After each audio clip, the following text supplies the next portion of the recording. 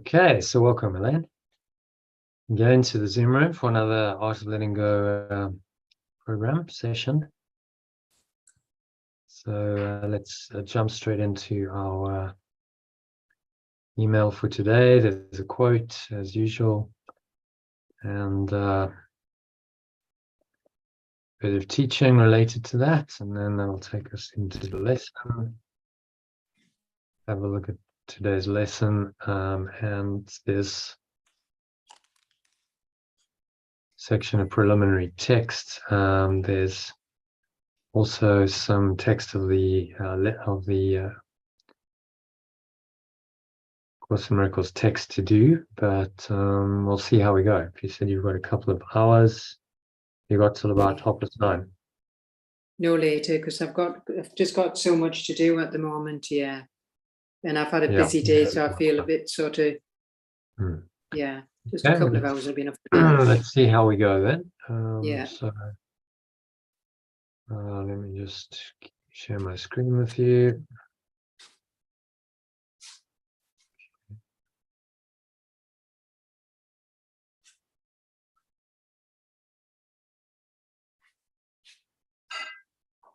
Okay, so if you can read that quote, very short, sweet, simple quote.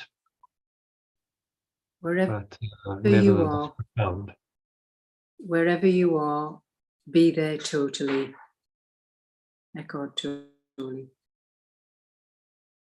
Yeah, wherever you are, be there totally. It's so simple. Just in the present, you're 100% there. Your attention is in the now.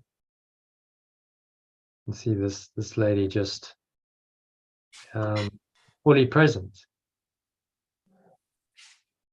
Be there totally. That means your whole awareness, your whole presence is in the moment. You're not thinking about the past or the future. That's what it means to be there totally.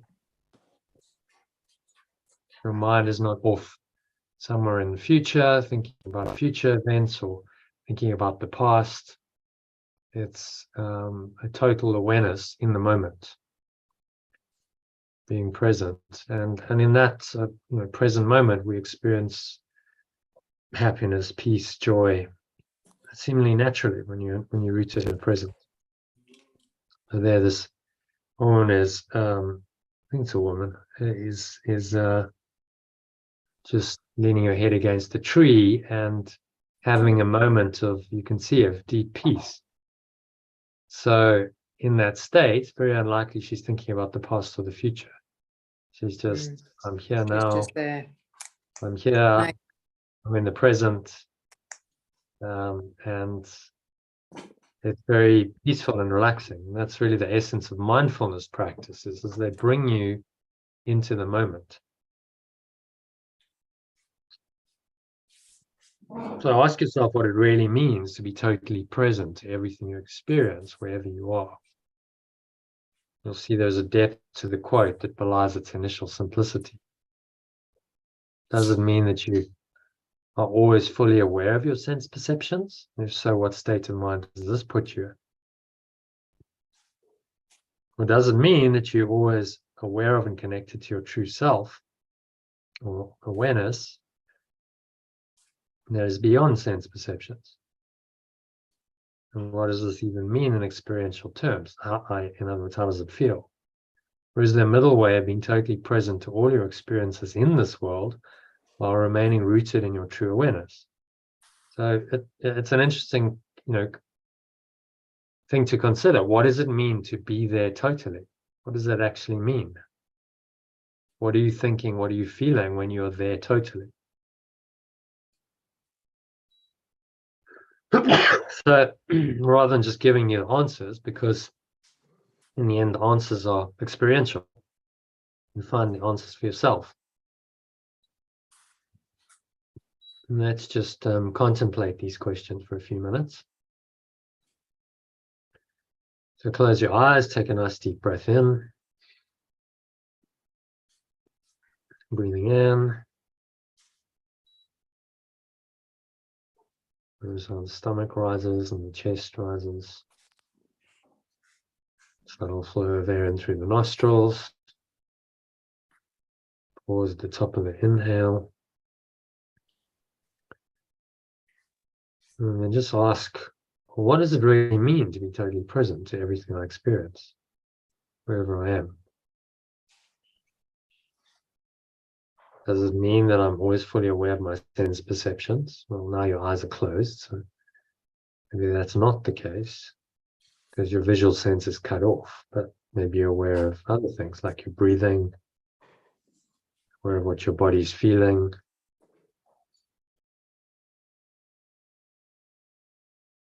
Breathe in again. Notice the air flowing in. So you notice these sensations, these sense perceptions. But is there something else going on? Does this, to be total in what you do, mean that you're always aware of and connected to your true self or awareness that is beyond sense perceptions? Can you sense as you are just aware of these sense perceptions, whatever you touching, feeling, perhaps there's a taste in your mouth, there's that smell in your nose as you breathe in and out through the nose. Perhaps there's something deeper as well than just sense perceptions. So how does it feel? If I'm connected to my true self or awareness, which is not just my sense perceptions, that's deeper than my sense perceptions. It's my fundamental awareness that is not affected in any way by my sense perceptions. If I am total in that, what does that mean?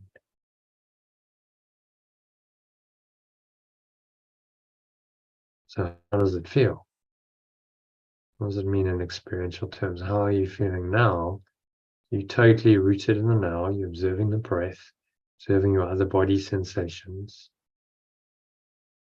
Put 100% of your focus on those. And you just watch. It's a very watchful, mindful state.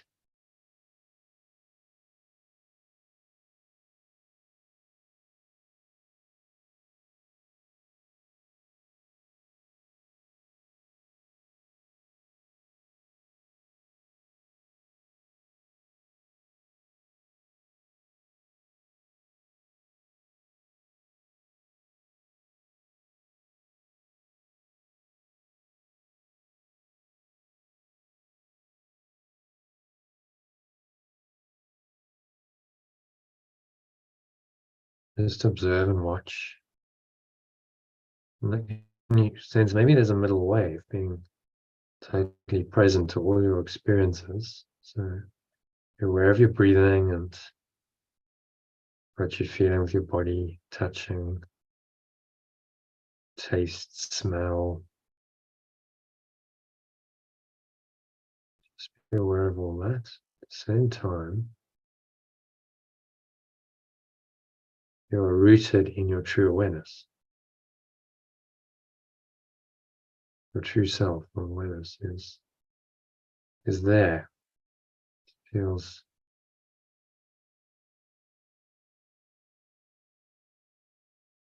very calm and connected. This middle way, as the Buddha called it. Not extreme asceticism, withdrawal from the world. So I'm just going to meditate 24/7, withdraw my senses entirely from the world, and not extreme indulgence in sense pleasures. Somewhere in the middle. I'm aware of my sense perceptions, but I'm also aware of this underlying awareness, a deeper awareness that is beyond sense perceptions. Can I be simultaneously aware of those? So you just consider that question and pause, you just watch your breath. So you're aware of your breathing, for instance, the subtle flow of air in through the nostrils and out of the nostrils. But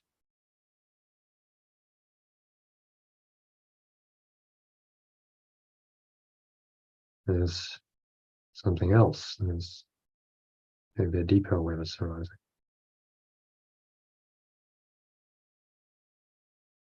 Things that tend to just slip away into that awareness. Maybe the breath, focus on the breath ceases for a bit. And you just slip into a state of pure formless awareness.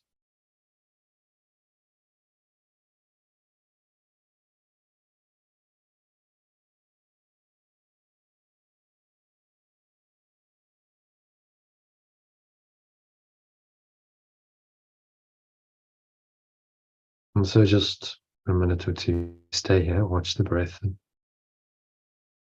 just observe, feel what you're feeling. This is a middle way.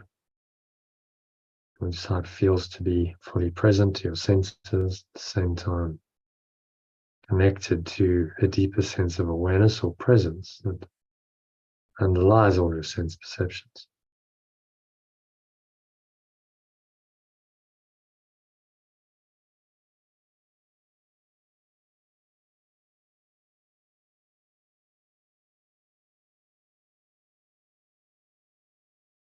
And you just sink inwards, go deeper, deeper and deeper with each breath into the still, calm, quiet, peaceful state of awareness. Blesses you, heals you. The middle way, as the Buddha called it.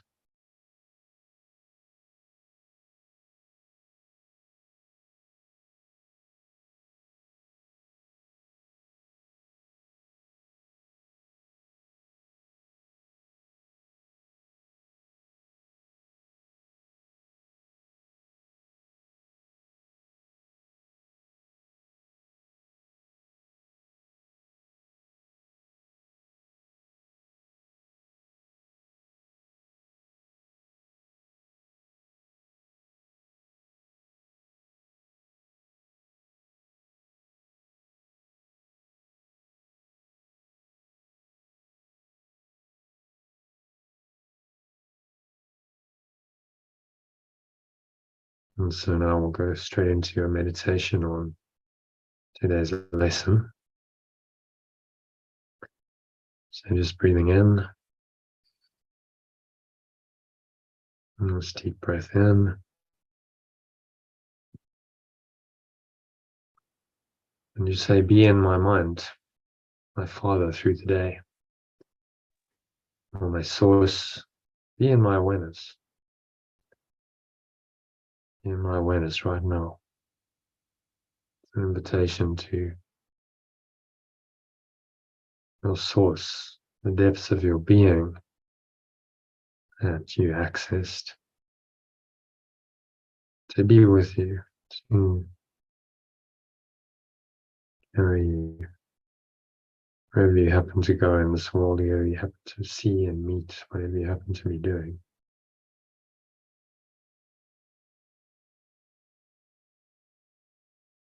Inviting your own deepest awareness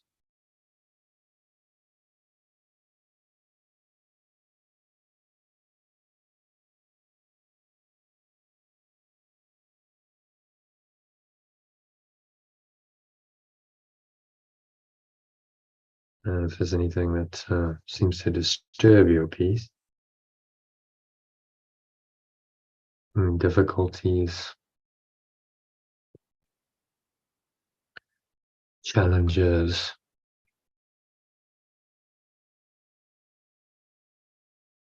just observe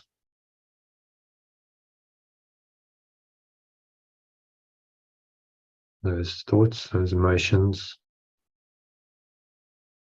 body sensations, and bring them to this prayer.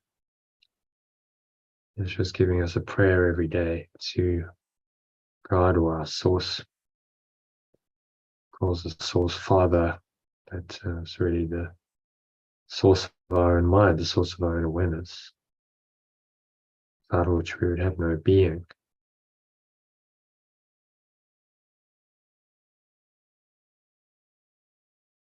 And be in my mind, my source when I wake up, and shine on me throughout the day today. Let every minute be a time in which I dwell with you. So speak these words after me. And let me not forget my holy thanksgiving that you have remained with me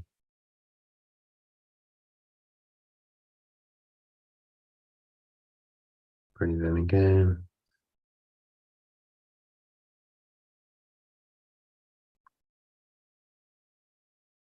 And always will be there to hear my call to you and answer me. And exhale the truth of that.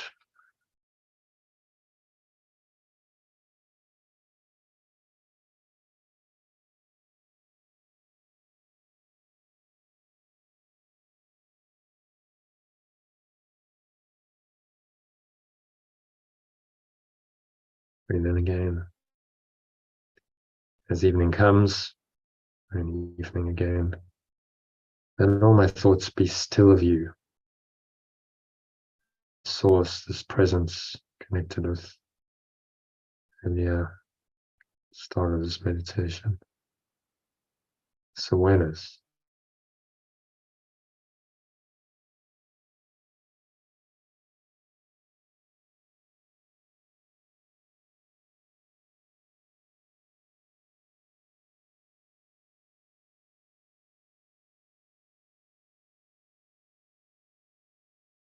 And then Yeshua says, let me sleep sure of my safety, certain of your care, and happily aware I am your son or extension.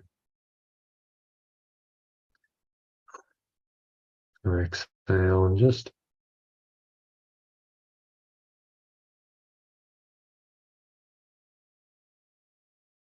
thinking inwards to the truth that you are the extension of perfect love.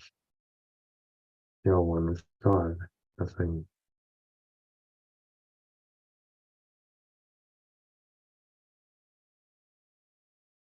else going on, nothing else to go, nothing else to do.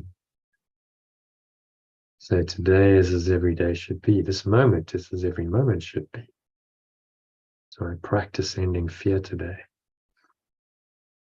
Breathe in and inhale the essence of love, loving awareness, which casts out all fear. So I have faith in my source. Repeat these words aloud.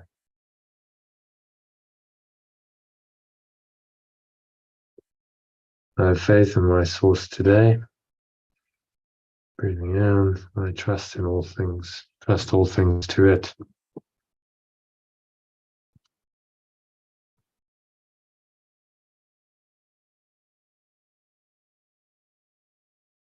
Trust all events and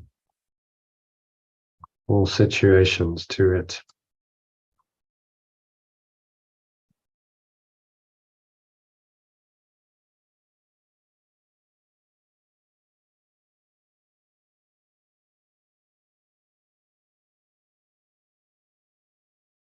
Let it reveal all things to me.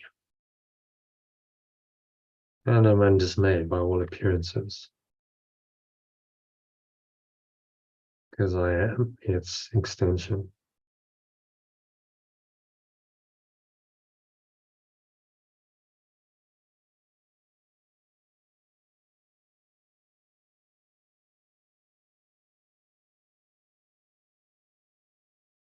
I'm undismayed by all appearances, because I am the extension of perfect love.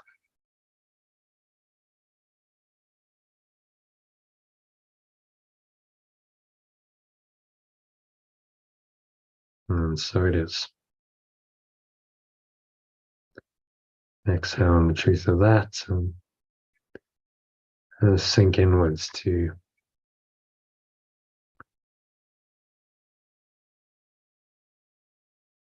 the truth of who and what you are.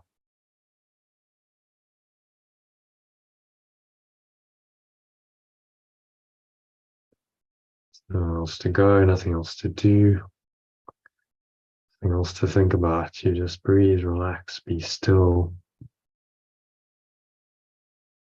and sink inwards to your deepest awareness.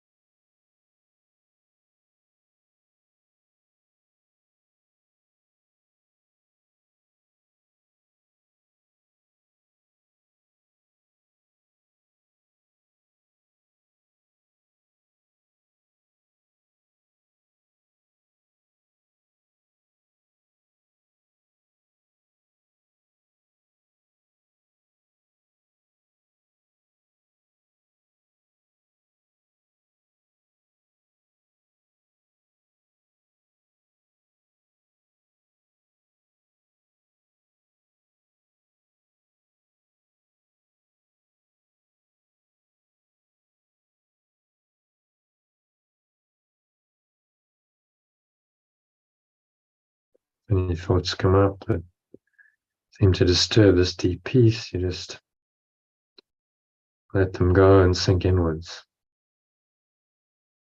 Blow them away with the breeze of your breath to nothingness they really are, and release them. Free of all of them.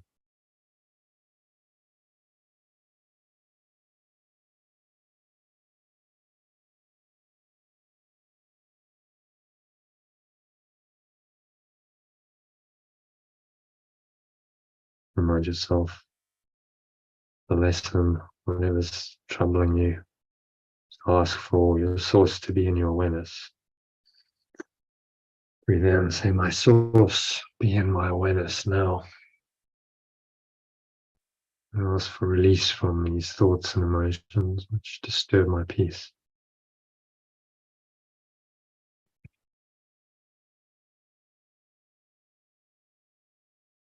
I blow them away. I let them go.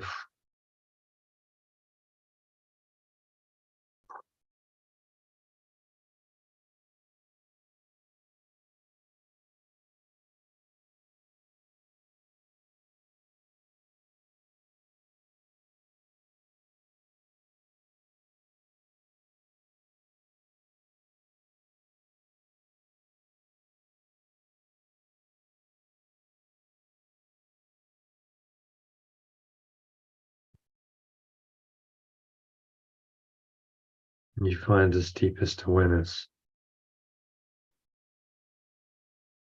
Awareness of your source, and just rest in that form.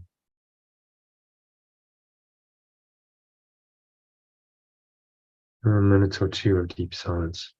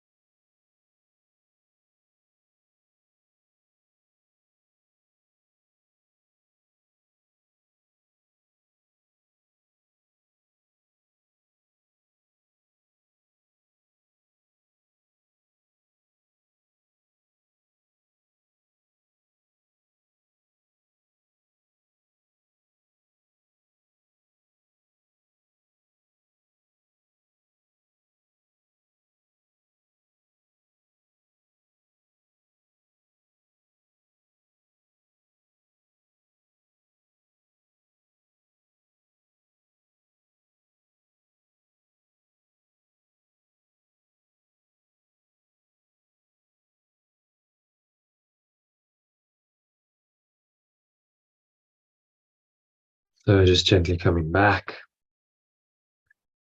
An awareness of the body and the breath, senses and the world.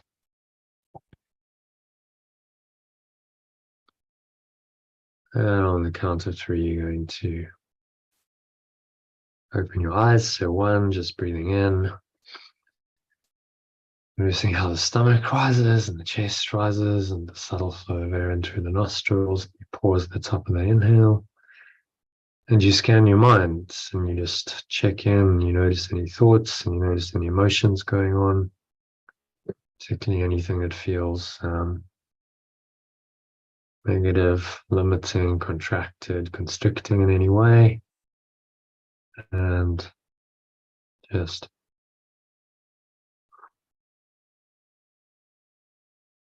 blow them all out, blow them away, let them go. And breeze of your breath to nothingness they really are.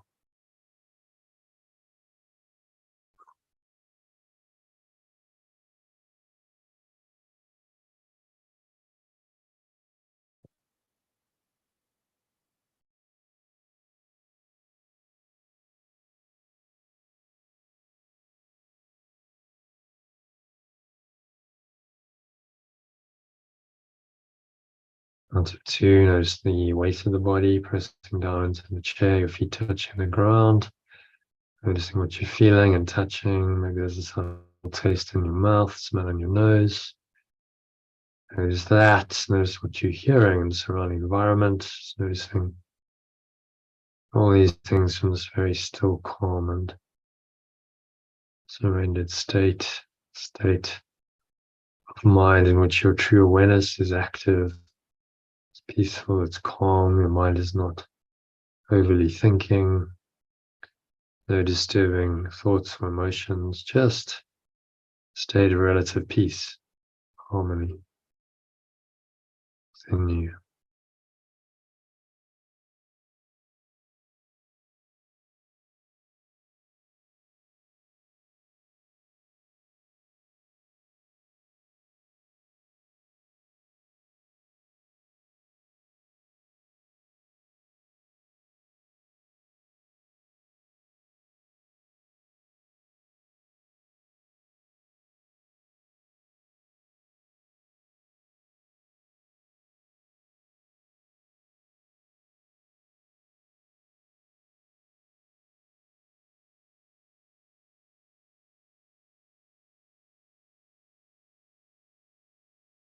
And so on count of 3, you're going to open your eyes. Just take a minute to look around, noticing everything with the same awareness. So this awareness doesn't depart you the moment your eyes open, still there, just in the background. So you're looking at any object randomly and notice this peaceful awareness underlies your perception of that object. If your mind isn't naming it and judging it and labeling it, it's a very peaceful experience. When you look at something else and you notice that it's still a peaceful experience. In fact, it's the same peace. It's the identical awareness if you're doing the exercise correctly. Nothing on the level of form really matters, so it doesn't affect your perception one iota or your state of peace. So do that for half a dozen objects, just looking around and notice that's the same awareness. And you can also alternate closing and opening your eyes. So close your eyes briefly, notice that awareness. Open your eyes, notice the same awareness. Still there, just underlying all of your visual perceptions and all your other perceptions is this deeper awareness, this peaceful awareness. So stay anchored in this awareness. Use the idea to top you up the rest of the evening and on into tomorrow, as he says. Yeah. Evening comes, let all my thoughts be still of you and of your love.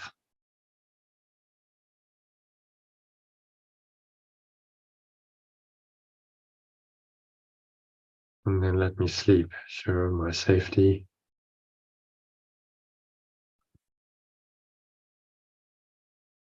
Certain of your care and happily aware I am your extension. And so it is. Amen. It means so it is. So that brings us to the end of the meditation.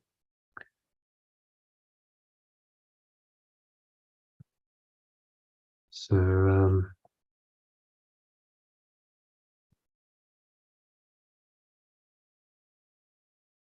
shall we just have a little read of the lesson?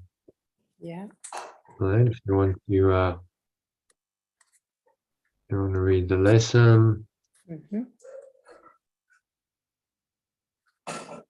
Okay. So just read the main idea and then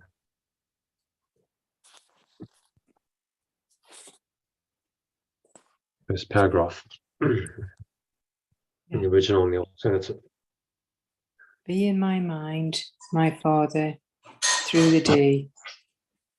My source, be in my awareness throughout the day, today. Yeah, I chose that photo because it's just a woman having some breakfast or something or lunch, doing something very normal, but really in a state of peace, even bliss, which I thought was a great illustration.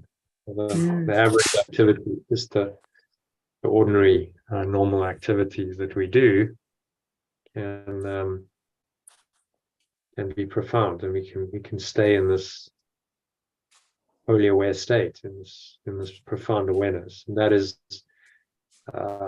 called the flow state. And that is what the Apostle Paul meant when he said, "Pray without ceasing." He didn't mean you should go, saying Hail Marys or whatever prayer. He meant stay in that prayerful awareness. So you're just rooted in loving awareness in that state, and that goes with you wherever you go. Whatever experience you have, that awareness goes with you. It's so obvious and yet obscured by the ego. God goes with me wherever I go because God is that awareness, my fundamental awareness that cannot go anywhere else. Of course it's with me, because without it I would have no awareness at all, no life. It's just being conscious of it, being aware of that awareness is the key. If you're not aware of that awareness, it can't help you very much because it's buried under another awareness that's going on, which is telling you other things, giving you an alternative perception of everything. Oh, I get that. Now, the only thing is, obviously, when there's a lot of noise going on around you, they've got like their TV on next door, and then obviously David's clattering around with cooking and wanting things. So it's taking that same awareness into the chaos of the day as well, isn't it? That is what we asked to do. That's being miracle minded. That's being in a flow state, however you want to put it. Staying rooted in that awareness, and that's the only way to be happy and peaceful in your daily life. Because if you depart from that awareness and you go into the chaotic awareness of the ego, then it's not peaceful. It's not happy. So our job is to bring ourselves back to this awareness. As soon as we notice we're departing from it, you find yourself getting a little stressed, going out of flow, we'd say. Then your practice is to bring yourself back. And interestingly, I looked into Roger Federer because I was quite intrigued. The tennis player. What he'd done. Yeah, and so he didn't do anything formal. He didn't go, well, I'll start meditating or whatever, but he did take responsibility for his mental and emotional state. That's what he realized he had to do. So when he was young, he would have been 18, I think. It was 2001, so he would have been 18 at that point, just at the start of his career. Apparently, he smashed his racket at a tournament in Hamburg in Germany, and I think that for him was a kind of a turning point. I think he really reflected on that and went, okay, I've got to change. I can't allow myself to get that angry and frustrated that I'm smashing rackets anymore.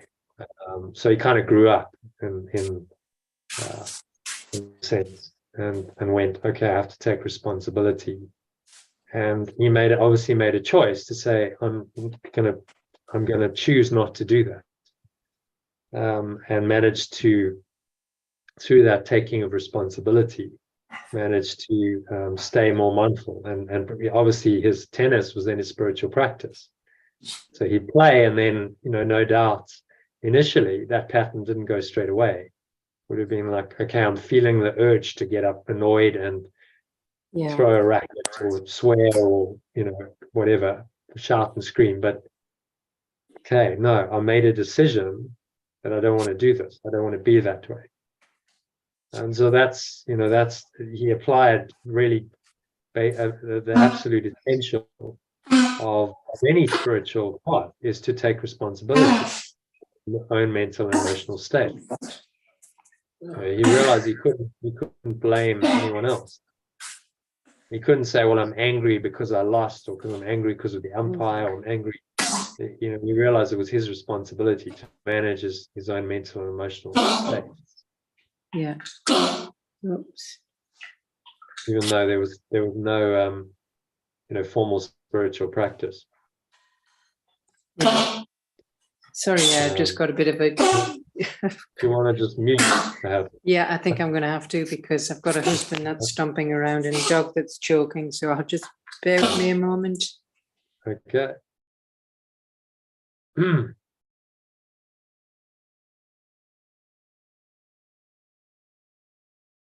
All right. So he says, "Be in my mind, my Father, when I wake, and shine on me throughout the day."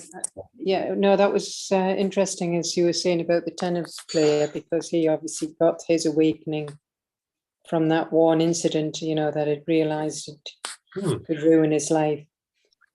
So I think he realized it was out of control. He realized then it was like, well, I'm out of control. I'm not able to control my temper, and I'm just losing it, smashing rackets and stuff. I obviously was a bit disappointed in himself. It would have been not an easy thing to reflect on and go. And it was a long-standing pattern. Apparently, he did this during his teens. A guy called Nick Bollettieri, said to him at 14, you've got to learn to control your temper. But it took him another 4 years to really learn that lesson and go, okay, and he made a mistake, just like Djokovic, he smashed his racket. But then he was like, okay, I'm not going to do that again. And I don't think he ever did do it again. I don't know his full tennis history, but I think that was a turning point for him. So it's almost like he had to go into the ego quite egregiously, smash his racket and behave badly, and everyone's like, well, what are you doing? And no doubt got a conduct warning, and then went, okay, I've got to take responsibility. That's what he said. I have to take responsibility for my mental and emotional state on court and off court. And he said it took a long time, but that was his practice. So just by doing that, saying I'm going to take 100% responsibility, I can't blame anyone else. So, my mental and emotional state and my behavior is my responsibility. That is spirituality 101. That's what every spiritual path is asking you to do. And I don't think he had a formal, like, okay, I'm going to do that with the help of meditation or breath work or anything. He just decided. He said, okay, I've got to change this, and obviously applied his mind to it. And that made all the difference in his career. Imagine if he'd still been smashing rackets, when he was 10 years older. He wouldn't have been the same player, would he? I don't know if you watched him, but I mean, he was just so cool, calm, and collected on court. You were like, well, he has really impressive mental and emotional control, which would have helped him, in his matches. And although there's no doubt emotions going on, he's able to let them go. Well, it's good. It's good. Yeah, so you can learn from his experience. And interestingly, because he said even at the end of his career, so when he won his last Grand Slam final, it was the Australian Open about 3 years ago, I think. So it was his last Grand Slam, which is, I don't know if you know much about tennis, but there's 4 major tournaments. They're called Grand Slams in the year. so those are the big ones you want to win as a tennis player. That's how they measure how many Grand Slams do you have. So Australian Open is one of them, and So, but interesting. After all that experience, so he's now 20 years into his professional career, and he's had all this experience, and he's won 19 before, and he's one of the greatest players of all time. And he said he was still, really nervous. He said it was eating me up inside. It was like the anxiety. So that's an interesting admission. I mean, he wasn't like, okay, I'm not nervous. He was very nervous. Maybe he realized it was his last chance to win one. Who knows? But even after all that experience, but he overcame it, and he played brilliantly, and he won. And that was his final Grand Slam victory. So this is what these guys face. That people say, well, they overpaid. It's not an easy thing they do. To face pressure. that pressure, mental, emotional, psychological pressure, and go through that. A difficult day. So it was just eating me up inside the whole day. And I kind of know the feeling, although I've never played anywhere near that level. But it doesn't matter, because you create your own story.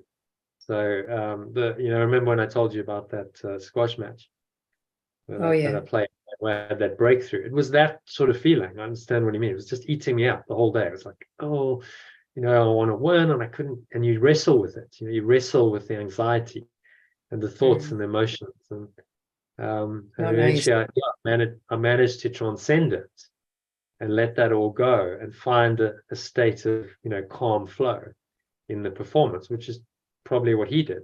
Maybe he had a similar experience. He managed to let all that go, and then he went into a flow state, which was that much more profound because of all the anxiety, because it's the contrast in states. I found it, there's no doubt, because of all the anxiety, it was the shift was remarkable, and I really felt it quite deeply, more so than any other time in my career, because of that contrast. So it's the same principle. Yeah, and it's applying these principles of, can you stay in your true awareness and take responsibility to remain in that awareness, a higher awareness, no matter what triggers you, no matter what seems to happen on the level of form. Can you ignore that and stay in this, in your true awareness? That's the taking of responsibility that he obviously learned. And his spiritual practice, in many ways, was his tennis. He actually learned to take full responsibility through applying it in his tennis. So you can do it in many ways. He's on court, and he's dealing with negative emotions, and he's dealing with anxiety, and he's overcoming it. That's a spiritual practice of quite high. It's quite difficult. It's a difficult spiritual practice, because you're getting the triggers. You're playing the competitive sport. You're getting triggered, and the situation's dynamic. It's changing. You're going to have times where you're like, well, I messed up,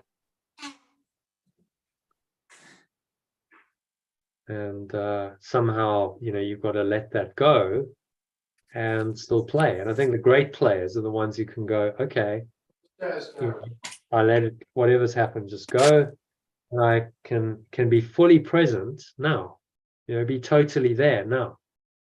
So their mind, their awareness is totally focused on that moment, without referencing the past. The story disappears, and they go, okay, forget, I might have made a horrendous error or had a horrendous game. Doesn't matter, because I can refocus on right here, right now. And that's the essence of the flow state. And exactly what Yeshua's saying in this quote for us to do: be in my awareness throughout the day. So whatever I'm doing, this source is in my awareness, and I perceive and experience in and through that awareness. And then your whole life is being interpreted through that awareness, which would be called a happy dream or a flow state, or in Taoist philosophy they call it Wu Wei, whatever you want to call it. It's a state of being in flow with life, of being relatively happy and peaceful, because this awareness is guiding you. Okay, so if you want to read paragraph 1, the prayer for us. Yeah.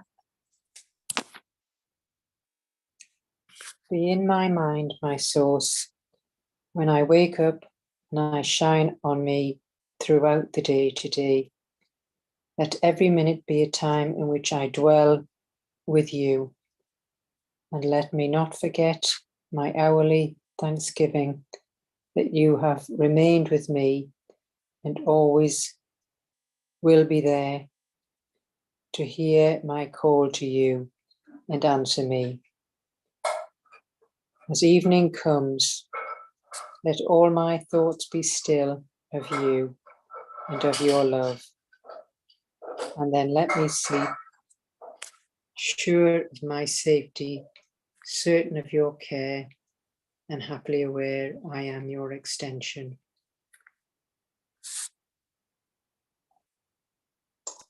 Yeah, so this is the essence of mindfulness, isn't it? He's saying just be aware, be mindful of this awareness. Your source is with you in your own awareness, moment by moment. Shine on me throughout the day today. Be in my mind. Be in my awareness, maybe.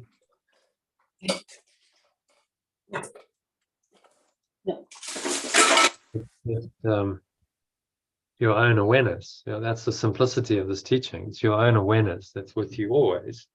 You just haven't been aware of your own awareness. I mean, that's a bizarre situation to be in, isn't it? How can I not be aware of my own awareness? But that's the insane, ridiculous position that we find ourselves in, having believed in the ego, which is a false awareness. I'm not really aware of my own true awareness. Now I have to make an effort in the dream world to become aware of my true awareness and let that be with me throughout the day, which is what the prayer is all about. So any thoughts about that?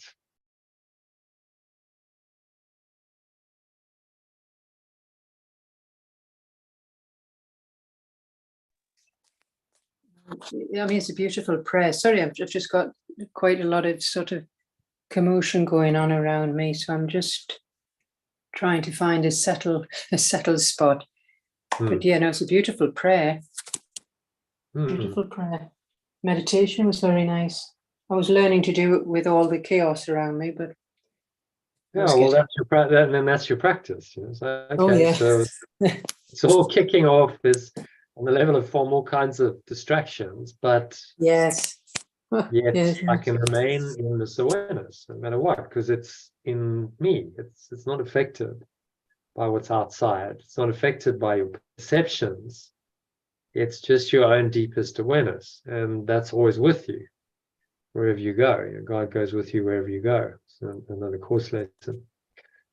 That's so self-evident. The more you go into this practice and this path, you go, how could I have missed that for so long? How could I have missed my own awareness? It's true. It's a ridiculous idea, really. It's my own deepest awareness, and yet I haven't been aware of my own awareness. So I've been aware of some other awareness, which isn't my awareness, which is, you know, Yeshua calls it an alien will. It's like this false awareness lurking in your mind based on a tiny mad idea that's not true. And this is what's usurped your true awareness and has blocked it out, covered it over, and tells you that, you know, this other awareness is now the only truth, and that you have to think and feel and act and live your life in that other awareness. It's crazy stuff, but that's, you know, that's the ego. That's what seemingly happens. It is. It is. So now we just have to come back to the simple truth, as he directs us to in these kinds of lessons, and say, well, it's just your own awareness. You know, you call on it when you say the prayer. You're not calling on anything outside of you. oh God, please help me from somewhere out there, up in the sky or whatever. No. I realize that's In your own, it's in your own awareness. It's your own deepest or highest awareness, whatever you want to, analogy you want to use. You can't, because we have to use language to try and describe it. It's not your common awareness, your normal default awareness. It's a higher or deeper awareness that is transcendent, that feels different. And the thoughts and the emotions and everything that you experience in that awareness is going to be significantly different.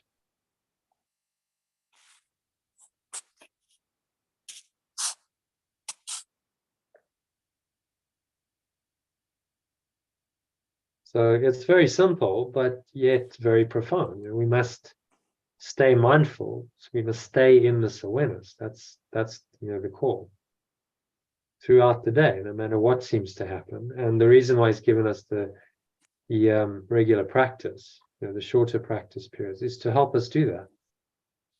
So, okay, we'll practice this regularly. Come back and say this prayer frequently during the day, because it reminds you. Your awareness wants to go elsewhere and focus on worldly things, and then the thoughts and emotions related to that come up, and now you're no longer aware of your true awareness. You've gone into illusion again, into an alien world. And it's so easy to happen, isn't it? Because it's just a thought. Oh, yes. Yeah. Oh, off you go again. Your awareness some days goes. worse than others, You're caught up in that awareness. It's a little bubble of thought and emotion. And sometimes that can take hours or days. Yeah. Well, today and yesterday's been a little chaotic, but yeah, again, that's a pattern, isn't it? It ain't going to change, so it's up to me to be aware of that awareness and tune into that than the chaos. Yeah. But there's something deeper or higher, transcendent, that underlies it or transcends it again, but it's something else than just the awareness of the chaos. Oh my God, this is happening, and now my mind gets attached to that, and then I believe it's all real, and while that's all happening and you're dealing with the situation, can you just back up and go, okay, but I remember that this deeper awareness is still with me, and it's not affected by any of this temporary stuff. This will come and go. It's transient, but this awareness is with me permanently, and so I haven't departed from it. That awareness is still there, and I can remain in peace no matter what. So that's sort of base foundation of happiness. I can be at peace no matter what seems to happen. That's the base level we talked about of acceptance. And then from there you flow with it. You go, okay, well, from that awareness, I'm able to be quite detached about things. I can observe, and a wisdom can come in, and I can get guidance. Okay, well, if I'm not attached and I'm not overly emotional about stuff, I can usually get a sense of a perspective on things and make a different choices, which are usually, those are wise choices. It's like choices that are not coming from the ego's thought system. And that would be guidance then. Okay, now you're getting specific guidance from the Holy Spirit that takes that base state of peace and is able to interpret anything that you experience from this state of peace.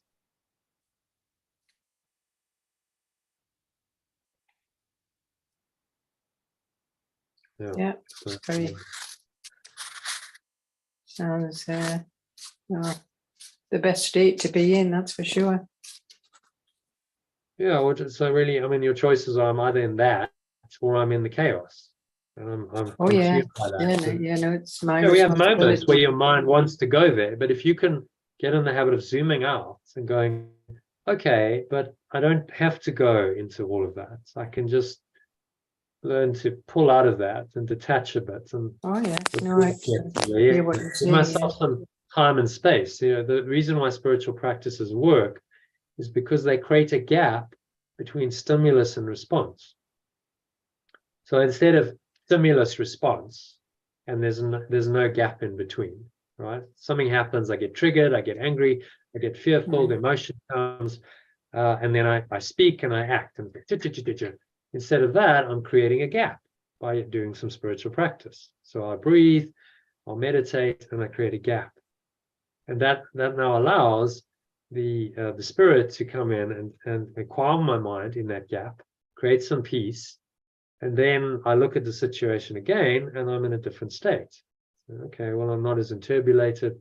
I can look at it more calmly, and I can be guided accordingly. And then, wisdom, wise decisions come out of that, because I'm not attached to the outcome. I'm not particularly desiring. I'm not fearing. I'm just able to look, wait, and judge not. If you recall in the intro, he says, that was in the previous one, forgiveness. Forgiveness merely looks, waits, so it merely observes and it waits, does not judge. And that's a very mindful approach.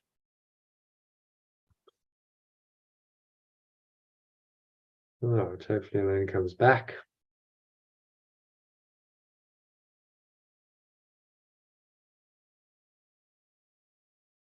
All right, in the meantime, I'll carry on. So he's saying this approach is very mindful, aware approach in which there's your own awareness is very much there and guiding you the whole time through the day.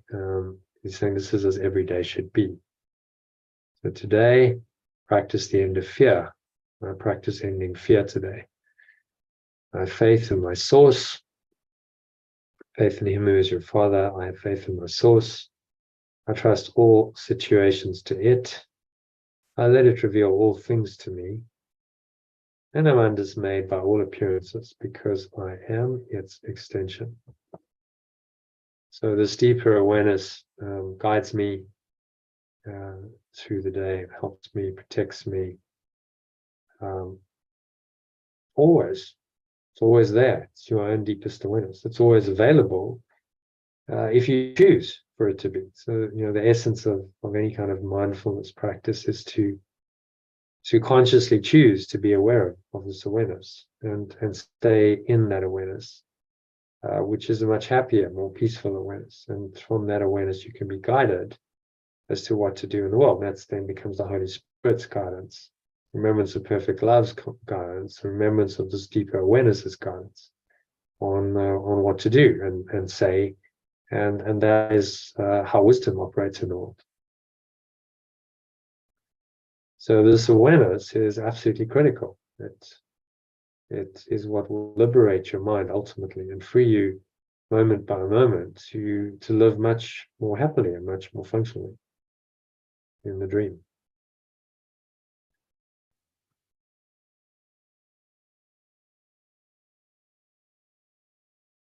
So very short, simple, but profound lesson. Today is as every day should be. Practice ending fear today. I have faith in my source. Trust all situations to it. I let it reveal all things to me, and I'm undismayed by all appearances because I am its extension.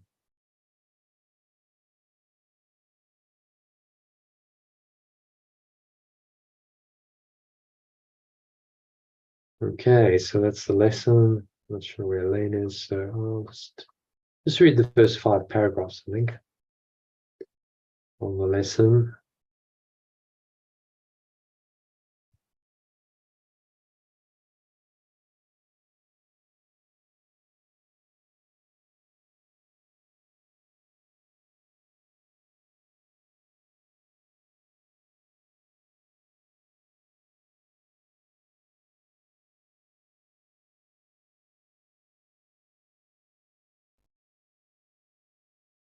Okay, so we'll do the first 5 paragraphs. of the insert. I call it insert 2, which is a short teaching on the answers a particular question. This one for the next this lesson, the next 8 lessons, is answers the question of what is salvation, what is awakening. It says salvation is a promise made by God that you would find your way to Him at last. Awakening is a promise made by pure formless awareness of perfect love that I would find my way to it at last. It can only be kept. It guarantees that time will have an end.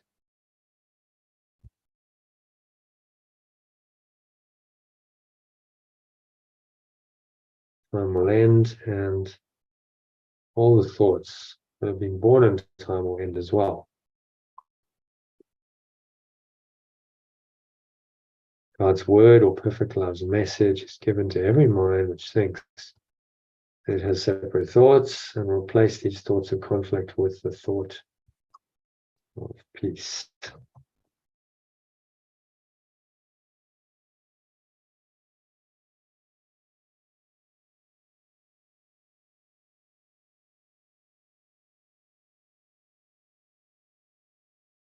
So any conflict thoughts, any fear, anxiety, anger, frustration, hatred, attack thoughts, and so on. Conflict thoughts I just let go of and replace them with the thought of peace, which is a condition of pure formless awareness. And pure formless awareness of perfect love is peaceful by nature, because there's nothing else going on in the mind, in that awareness, to disturb its peace.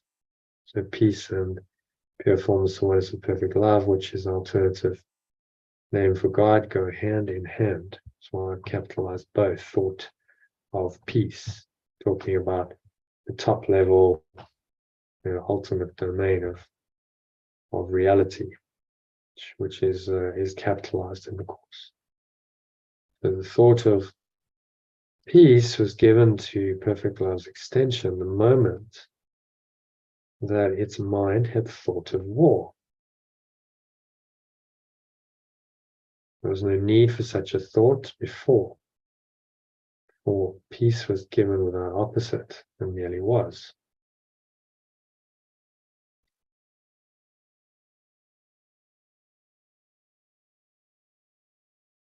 So the moment that we thought of war, in other words, we split our minds, we had a tiny mad idea that we could be a separate self, created the illusion of the ego, we believed in it because we wanted to believe in it, as demonstrated clearly in this diagram. Let's bring up the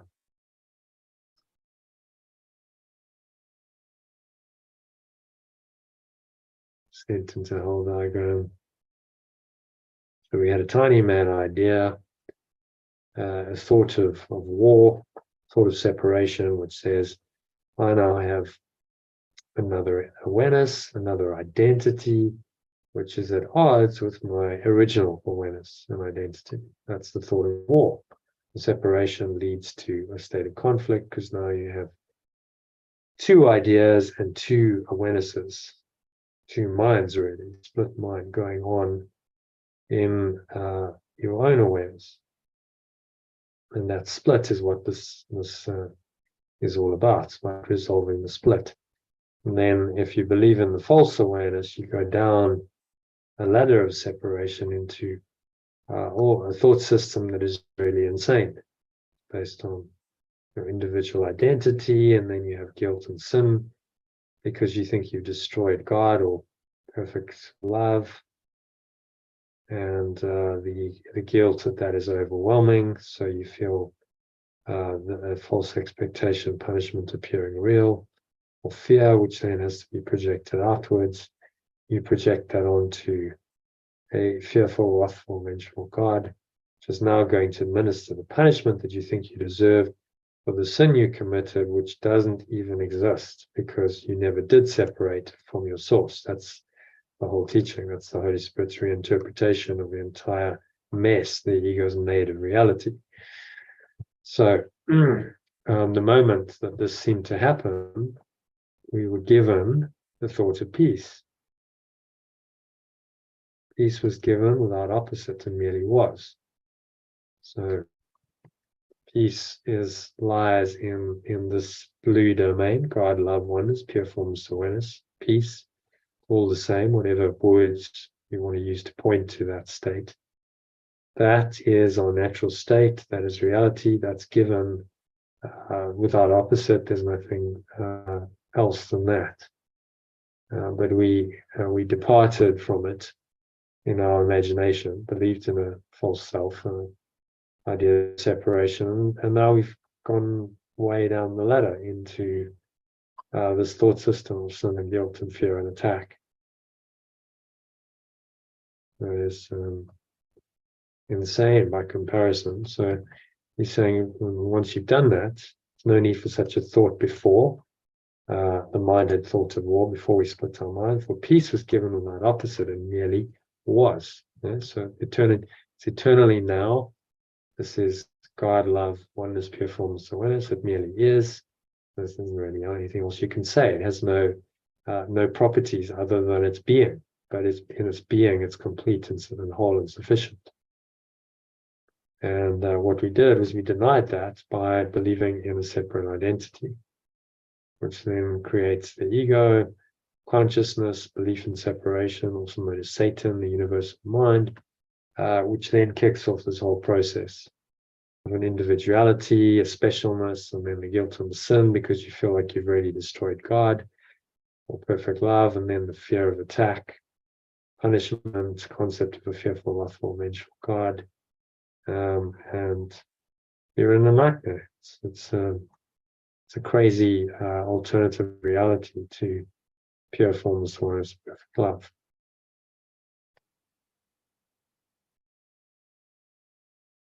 The mind is seemingly split. There is a need for healing. So the thought that has the power to heal the split became a part of every fragment of the mind. It still was one, but failed to recognize its oneness. Now it did not know itself and thought its own identity was lost. So when we're in this lost state, down the ladder, down the rabbit hole of separation, thinking we're a victim of a cruel, unfair world that is set against us, that can hurt us and attack us, and believing in the thought system defense and attack based on ego, accusation, blame, complaint, attack thoughts characterize our reality. Into this dark dream, the Holy Spirit comes and says, well, actually, nothing's really happened. So as he says, awakening, salvation is undoing. Awakening is undoing in the sense that it does nothing, failing to support the world of dreams and malice. So it's really not doing anything, it's just undoing. Awakening is about undoing the blocks to the awareness of love's presence. By not supporting them, it merely lets them quietly go down to dust.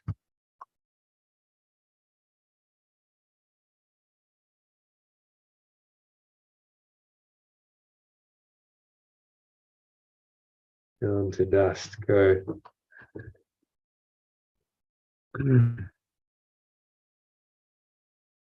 Into nothingness, shall we say, quietly.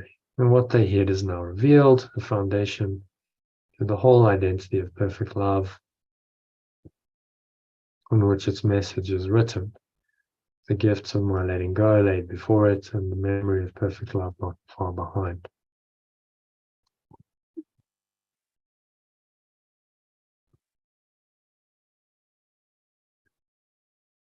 So I let go of my attachment to anything in form, and I perceive my true identity as pure formless awareness of perfect love. And this memory starts to awaken in me, arises more and more. as I let go more and more.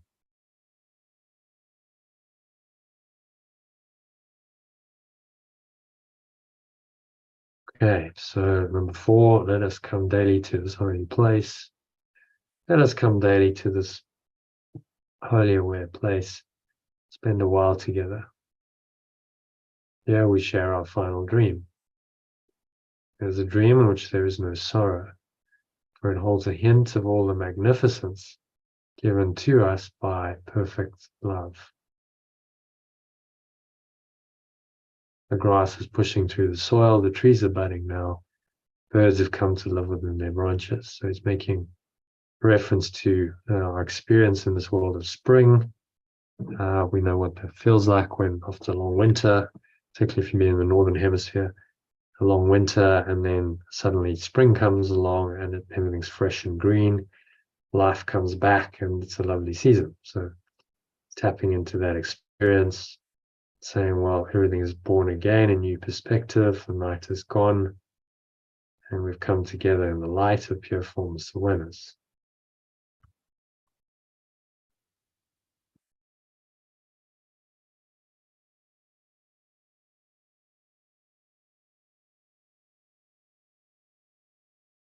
A limited awareness of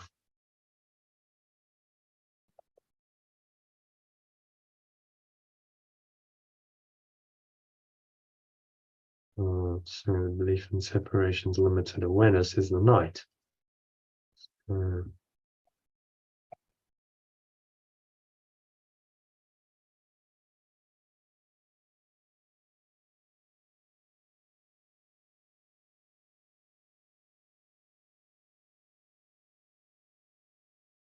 Belief in separation's limited awareness.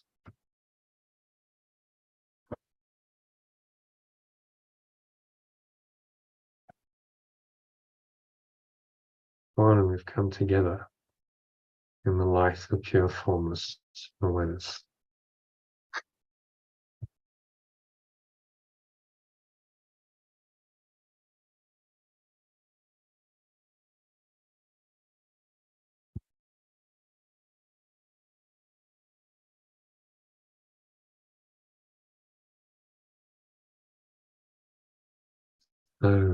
The new dawn calling us to the light, to let go of limited awareness, using a powerful analogy of spring to help us to really experience that. And finally, paragraph 2.5. So we awaken the world. And there we give salvation to the world, but as here salvation was perceived. So we awaken the world with this awareness, for it is this awareness that has awoken us. So which is salvation was received, it's this awareness that has awoken us.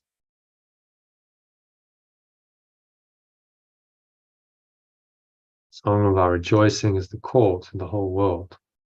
That freedom is returned, time is almost over, and perfect love's extension is only a moment more to wait until its source is remembered, dreams are over, eternity has shined away the world, and only the state of pure formless awareness now exists at all.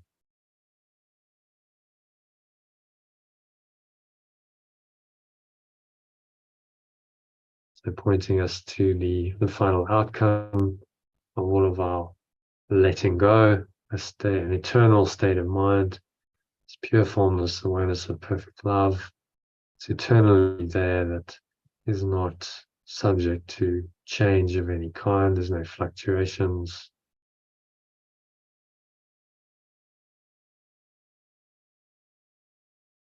Just pure awareness.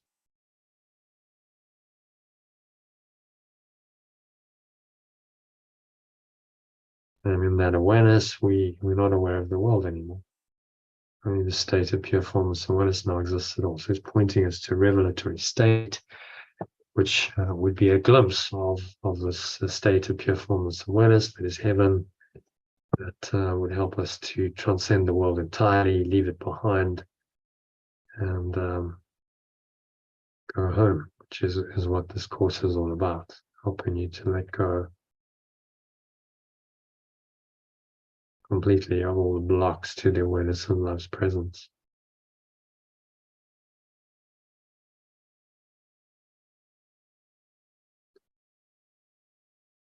So be it. So it is. Amen. Beautiful prayer.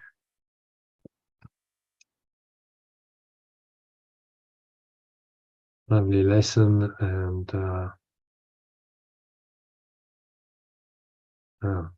wish you a very aware, flowing evening. Given that doesn't look like Elaine is returning, so I'm going to end the session here. Thanks to Elaine for joining, and I hope to catch you on the inside. If you enjoyed this video, subscribe to the channel. If you haven't already done that, you can join us for a masterclass. Join one of these live calls. There's a link below to register, and you can also get some of the material that I showed you earlier on Telegram. Sign up to that if you haven't yet. So I hope to catch you on the inside. Thanks for listening, and Namaste, which means the awakened self, the awakened awareness in me acknowledges and honors that same true self and awakened awareness in you. Peace.